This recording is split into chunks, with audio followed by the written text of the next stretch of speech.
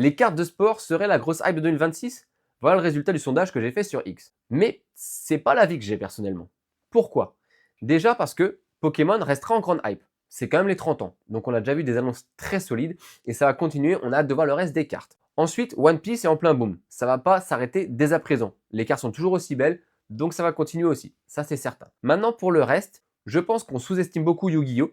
Qui sort cet été ses Overframe en anglais. Donc Overframe, c'est des cartes qui sont l'équivalent des Full Art ou même des Amazing Rares chez Pokémon qui arrivent chez Yu-Gi-Oh! Et tous les personnages nostalgiques vont être de retour. Donc tu auras bien sûr les héros des ténèbres, Dragon blanc aux yeux bleus et plein d'autres. Donc là, ça va relancer la franchise.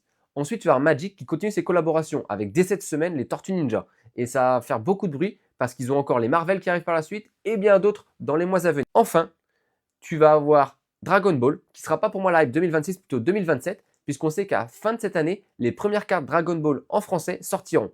Quand on sait que pour One Piece, il a fallu 1 an et demi après la sortie des cartes françaises pour qu'il y ait une hype, c'est sûr que Dragon Ball 2027 sera leur année. Maintenant, les cartes de sport. Laisse-moi t'expliquer pourquoi j'ai un peu de doute.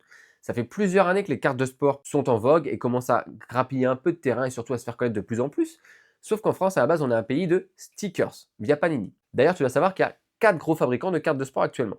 Panini, Topps, Futera et Daka. Panini a perdu beaucoup de licences. Ils ont encore la Liga, la Serie A et la Ligue 1. Donc, peu de produits, même si on peut espérer quelques éléments, mais ce sera beaucoup plus en stickers qu'en cartes.